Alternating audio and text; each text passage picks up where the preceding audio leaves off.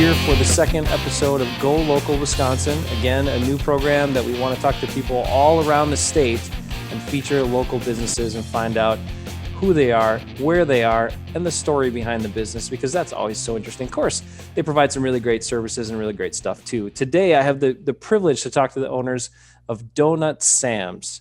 So Michael and Tanya, how are you today? Thanks for taking time out of your busy schedule to tell us all about your business. We're doing really well, actually. Surprisingly, with everything going on right now. A little joy, a couple days a week to people in the Menomonie area over here on the west side of the state, providing service with donuts and coffee and tea and kind of some fellowship and just a good way to start your day and get you through your week. We just have been open very recently, just March. So March 26th, we opened and closed on the same day. So we weren't, not too many businesses can say that, but we ventured into gas stations, a local gas station, wanted to carry our donuts, and then a larger grocery store, Woodman's. And we just kind of found silver linings until we could open our doors again. That's amazing. You're right. I don't think most people could say that they opened and had to close immediately. That's such a crazy time, and we're going through all of that. But I'm a huge donut fan. I love donuts, and instantly I would be drawn to your shop. And if I would live closer, I would probably be getting your donuts daily. Now, what's the story behind Donut Sam's? Tell us, please.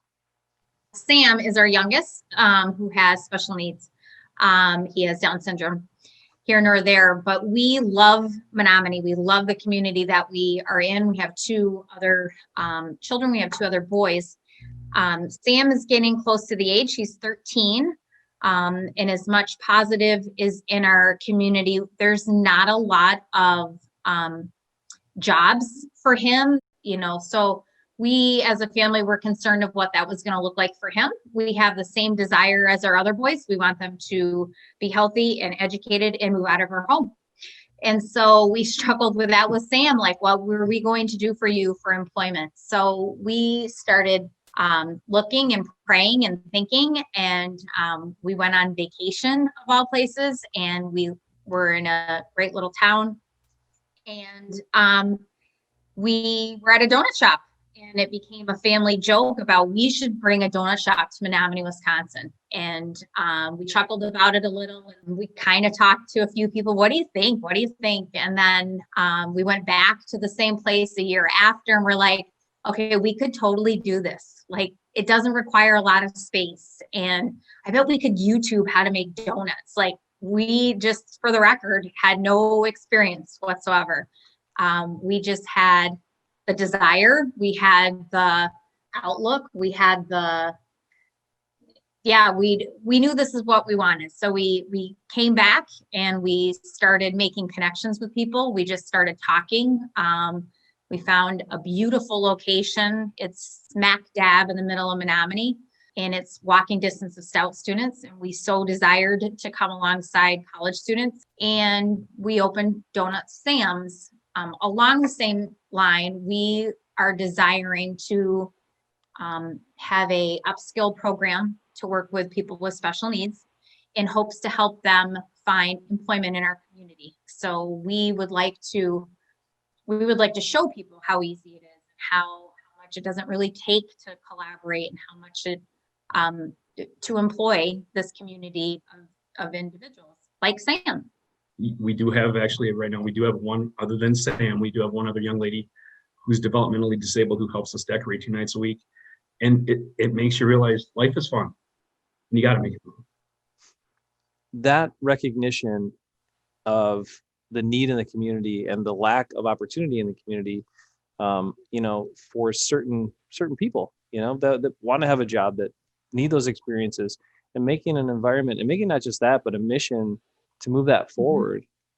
I mean, that's incredible. That's leadership, but that's also the example that hopefully, you guys maybe you didn't think about how much impact that could have, but I'm sure you're having a much bigger impact than you realized or thought of when you first started this. Yeah. And it's quite funny because I'm a very type A person, and we made a plan for many of these things. And it's interesting how things, I don't want to say fall together, but it fell into place how it should. Meredith, we were aiming to have a 5-year goal of being able to hire people with special needs. And we were fortunate within the first month, we got to hire Meredith. And so like the gifts that she's been able to provide to the college students, we have an engineer that works for us. He just thought it'd be fun to learn a trait. And so like the things that she has taught him to go into his work experience, like they're just continually gifts constantly that we've been able to provide. And we keep, we're excited for, I look forward to when our high school is back open full capacity, to collaborate with their transition coordinator in hopes to have a internship, just like regular ed students are able to go, to our local banks and such. I think I'm excited for the day that we get to have a Donut Sam's internship, and we have the students, on an IEP that get to come and invest in, and we get to upskill them and help them with their schools. So very similar to what you said, we just feel like if we could be role models for other people and other people can watch how easy it is.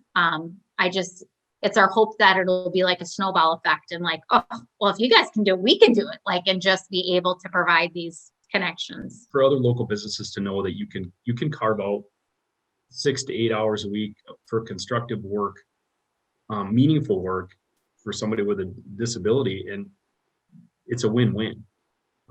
You're providing a service for the community to be able to get to know some of these individuals on a personal level, because oftentimes in public, you don't ever have the wherewithal to walk right up to somebody and ask a question, because people are sometimes afraid, or they don't want to seem nosy, or you get the other way where they ask too many questions and it's overwhelming for the individual to be able to answer. But I mean, for us, it's able to help just bridge that gap, because when it comes down to it, there's much more likenesses than differences with all of us. And I think sometimes we lose sight of that, because different is different only because of our lack of knowledge and our fear of the unknown. So it's been, we've had families come in. I had a gentleman come in actually today. He's in his late 60s, early 70s, first time he was able to come in. And he talked about how he thought this was amazing. He has a son that has Asperger's, and he always, from the time he was young, was able to, knew he wanted to get him to college because he's super smart. And he helped him get through school. He went to Platteville. He's now a computer engineer on the East Coast. Yeah. And he just wished his son would have had an opportunity like this when he was younger, but he thinks that it's great that we can continue to develop something like this. And then just maybe more people in different communities can do something like this to just help this along, like Tanya said, to snowball this, to continue to have these outlets for people with developmental disabilities or physical disabilities to be able to get into the workforce. My wife used to be a job coach. That was like one of her first jobs while she was kind of finishing college in the Eau Claire area.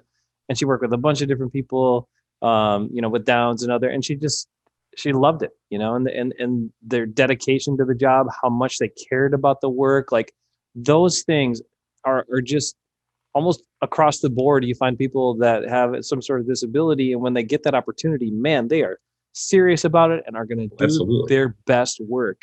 So as an employer, what more could you want, right? Than somebody who's just going to give it their best. You're so right. And you can learn something every day from them if you just keep your ears open and your eyes open. And oftentimes for me, my mouth closed. Right. To just take a step back and observe and listen to what they have to say or the questions that they're asking, and then formulate a response in accordance with the question they ask. But yeah, and it is fun. I mean, honestly, now that school's back in session again, that one of the nice things this summer was Sam was able to come down to the shop like 2 days a week, and it was fun. I mean, I missed him when he went back to school. I have people still now, where's Sam today? It's Tuesday, he's in school. Oh, Sam's only 13. So yeah, Sam's in school. That's where Sam that's where Sam wants to be. He loves school. So that's great. Yeah. So I live in the Madison area, and we were living in Stoughton up until last year, which is just south of Madison. Yep. But met a good friend down there, Kate Belducas, who's a realtor, and she has an adult son. He's this great kid, wonderful kid. and he got a work opportunity too. So, and then we also had in Stoughton, we had a Viking Brew Pub that opened up, and that was part of their focus. The ownership said, we're going to employ a certain percentage of people that have disabilities, and they did that, and they found incredible results. So what you're doing is proving to work in other places too, and that's amazing. You guys are doing it there. But one cool thing about him, Aiden, and his mom, Kate, they started this organization down here, and basically their motto was see the able, not the label. And I thought that was awesome. I really like that. Yeah. I'm sure they wouldn't mind if you wanted to spread it up there too. It's good stuff. I just wanted to share that with you because it's amazing. I just love watching people get opportunities that otherwise maybe were overlooked. And the fact that you're doing that up in Menomonie is a great thing too. We haven't talked enough about your business though. We're talking about a lot of other stuff. Let's get back into it here. Okay. Now, Sam and the donuts. I understand he was inspiration for a lot of your different donuts that you have. Tell us more about that. Yeah. So, I mean, we run the gamut from, just your plain, your powdered, your cinnamon and sugar. And then we have some people call them gourmet donuts. I don't look at them that way. I just think they're just fun flavors. So it's a maple bacon, the dark chocolate drizzle cake donut. We have a pudge, which is it's Fruity Pebbles dipped in vanilla icing. So it's kind of got a crunch and sweet. We have a Corbin Joy. We have a gluten-free Corbin Joy named after our dog because most of it is chocolate with a little coconut on the top. So that's named after the dog. I'm from Vermont. So you think of Vermont, you got to think maple syrup. So that's why we have the Vermonter. We've opened it up to people to give us suggestions. So we had the Fent for a while. A good friend of our oldest son, last name was Fenton, and he liked nerds. So he's like, hey, have you ever thought about putting nerds on top of a donut? We're like, what? So we gave it a try. And so we named it the Fent. We have a young lady, Maggie. She's our biggest gluten-free buyer and a dear friend of Sam's since they were itty bitties. And so we had, what do we call it? The Magically Maggie. And it's kind of like a Lucky Charms marshmallow kind of cereal. And so we named them after, and we put their pictures on social media, and we put their, it's so neat for people to see their name on a tag and the pride in it. So so Maggie will let us know every couple weeks. She'll send us pictures of have you thought about this for gluten-free? Have you thought about that? So it's a lot of fun. So more the community part of it. In doing this, we didn't realize there's really nobody that does gluten-free baked or fried donuts on a daily basis. Wow. We have people coming from Blaine, Minnesota. We have people coming from Hudson, people from the other side of Eau Claire. So people are traveling 45 miles for donuts. But we've had kids that have had a donut in 8 years. We did a girl's birthday party in Eau Claire. She's turned 14. She hadn't had donuts since she was 6. I mean, so that's just crazy to me. Some of the people we've been able to touch in ways that we never intended to in the first place. But so for me, this whole thing has been about the journey and the relationships, because we're both relational people. Like Tanya said, we found these donut fryers used because a new donut fryer setup runs like $20,000. That's a lot of donuts to sell to even break even. So then we looked at, some of the other ways that we could find, number one, reuse something that's still usable, and at a lower cost. And we found a gentleman in Southern Iowa, and he was an old restaurant guy, and he had 40 old donut fryers. So he cleaned some up and had us drive down, and he walked us through like 10 of them, and we picked the 2 that we wanted. I mean, and just like the people that we've met along this way has been amazing in all walks of life, whether it was business, banking, baking, networking, and computers. I mean, we've been very blessed with some of the people that have helped us on this journey. So Jumpy Monkey Roaster is our coffee that we chose. They have a similar mission to ours where they are from Iowa, and they work with their, it's a collaboration with their workforce development board. So they have a high population of individuals with special needs that work for them. So we wanted to make sure that we were doing, similar stories. Our tea is from Just Tea. Tea Spot. And they do a percentage for cancer education and research. So we felt that they were constantly giving back. So in our store, we also have some, we call them tchotchkes, but we have different entrepreneurs in the special needs community that we have for sale, for especially right now for the holidays. So we promote that. Allergies is a big thing for us too. I'm sorry, I'm watching you go through, but we constantly are trying to be respectful for people's allergies. So we don't do a lot with peanuts. And when we do, we really make sure we take extra precautions in their, in their own case. We rarely do them, but we know people like them. So that's really important to us to make sure. So There's a lot of things to think about there, especially when you talk about going gluten-free and having that option for people. That's not something that a lot of places even worried about for a long time. And some of them still don't, because it is, you got to have a whole different set of ingredients to work with. You got to keep it separate. You got to have, there's a lot to manage if you're going to make that commitment, but there's so many more people with allergies, with gluten issues, with other things, that still want to enjoy donuts or something like that. Right. And you're giving them that opportunity by doing it. So I think it's a great business decision, but it's also really helpful to a lot of people.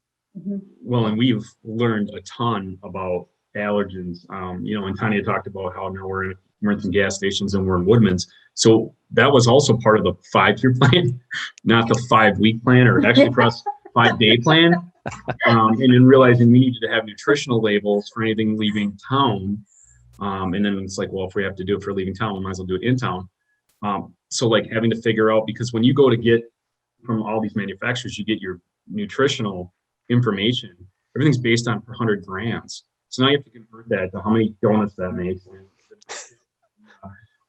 And so I was lucky enough. My dad was in the food industry for 40 years, and I asked him, I'm like, this information, I can't imagine, like, when they come up with some of these new things, how do they know? Like, how do they know that there's 1.5 grams of carbohydrates? You have a scientist? I just don't. It just blows my mind. So he said, as long as you have a formula and you can go back to it, he goes, they just want them close, and they want, but all the allergens listed, but then close with all the numbers. He goes, because you're right, because baking, and I always knew it was temperature intensive as far as specific, but like for me, what we do when it's hot, the donuts are bigger because your kitchen's hotter and your water temperature then needs to be lower. It's like all the stuff I never knew until you start experimenting. It's amazing. Like 5 degrees of your water temperature makes a huge difference on your size of your donut. So then it goes back to the nutritional label. Well, my donuts yesterday were big and today they're small, but they weigh approximately the same, but they're not the same. Is that fine? And so then having to ask those questions of people, and you learn, as long as you have a formula and it's the same mix and all this other stuff, you're just like, it's mind-boggling.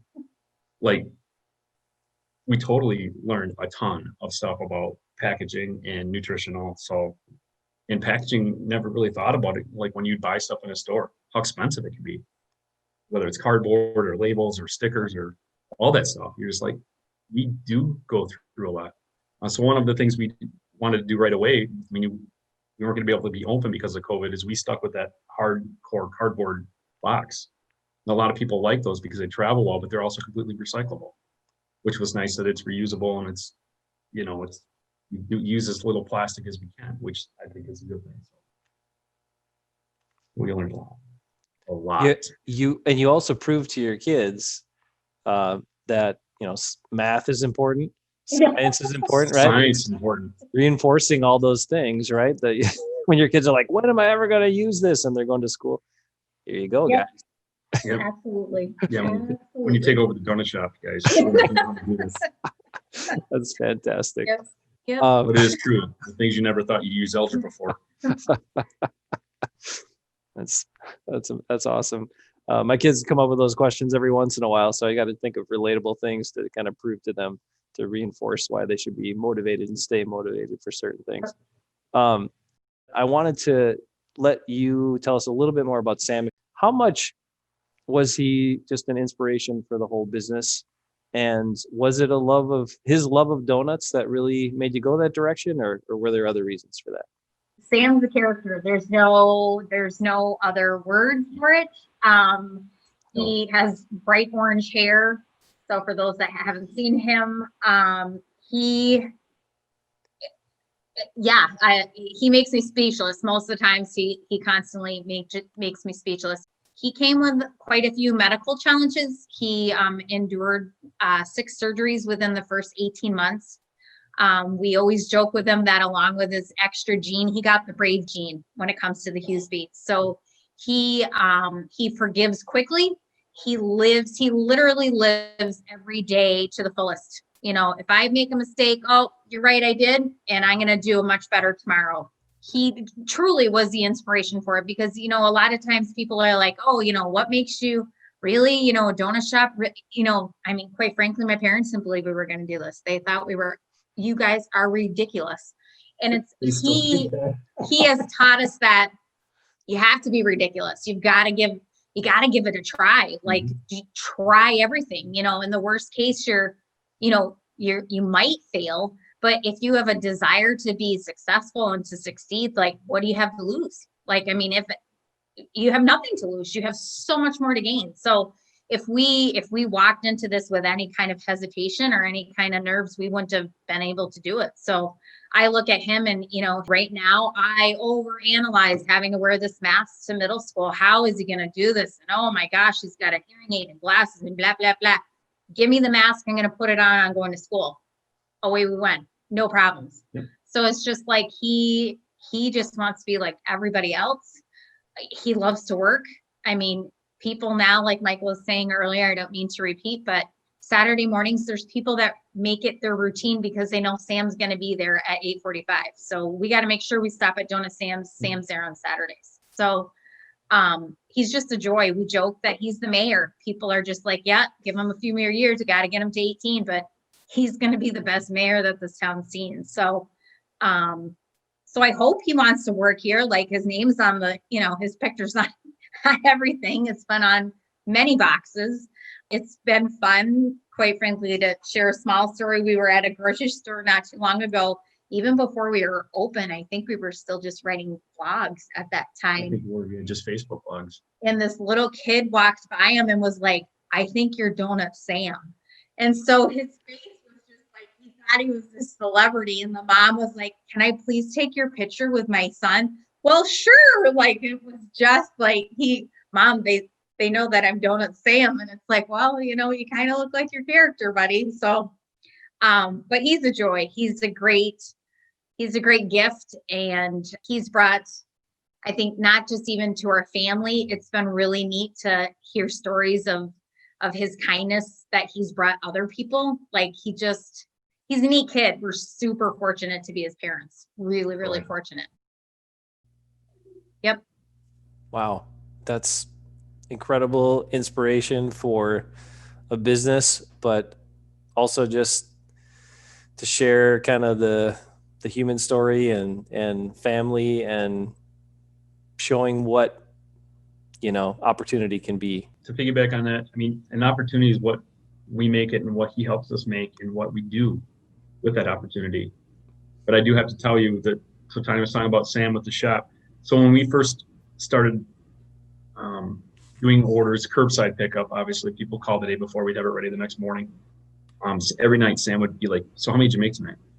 Finally, I'm like, Sam, what does it matter? I'll be home at 8, or I'll be home at 11, because we would find that the making wasn't the hard part and the decorating wasn't the hard part. It was the packaging of 85 orders, and they're all over the place. And Sam looked me right in the eye and he says, well, because I'm the boss, I need to know. It's my shop. And I'm like, you're killing me. You're killing me. But even then tonight, Emily, he asked me every night, how many did you make tonight? Well, that's not too many. Or, wow, that's a lot. And, he's getting it. oh yeah, he is getting it. Wow, that's incredible. What a fun business you guys have, and family and environment that you've kind of helped create and just build there. So again, let's finish up with some of the basics about the business. So located in Menomonie, you guys do business kind of around Western Wisconsin. You said you had people driving distances for your donuts. I'm sure you also ship. Can people order from you? Tell us some of the basics about how people can get your products. Sure. We're open 5 days a week. 7 to 11. We're closed on Wednesdays and Sundays right now. We have area in Menomonie. There's additional locations, BP Amico and a Cut Right Meat Shop. We also have gone west to a variety of exits through Hammond and Woodville and Baldwin And now, and Knapp. We've also gone a little, I guess it'd be northeast to Woodman's. So good golly. over and over. So we're there. We haven't, that's one of our goals for 2021 is figuring out shipping. We've been asked that a lot. So Right. trying to figure out to make sure we can get them there and they're still tasting well and not donut crumbles. We're also looking, some goals of ours, we'd like to add more breakfast. So we'd like to do more sandwich and such too. So we'll be adding that way. We have a website. So if you want to engage there, more than welcome to. We're on social media. So Facebook and Instagram. Both of those we update and engage with also. Am I forgetting? No, I think that's it right now. So not bad since March.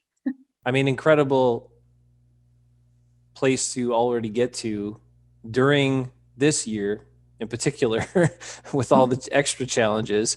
But since you opened in March and you're already to that point, that's pretty impressive. I'm sure a lot of, if I have some other small business owners that want to talk to you guys, would you be up for it? They might want a couple of tips or secrets or anything you want to give them would be fantastic, because that's incredible growth. I mean, obviously it probably has to come back to the product, but also I think when you're looking at local businesses, because donuts, for example, right? People can buy donuts anywhere. So what makes you different?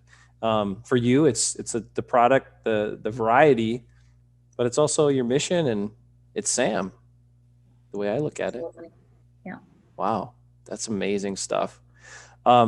Congratulations, you guys. I really appreciate the time today. I appreciate you going ahead and telling us all about Donut Sam's. I wish you continued success because I love what you're doing so far. I love the mission because you're going to help a lot more people than you probably even thought when you first started a donut shop in Menomonie.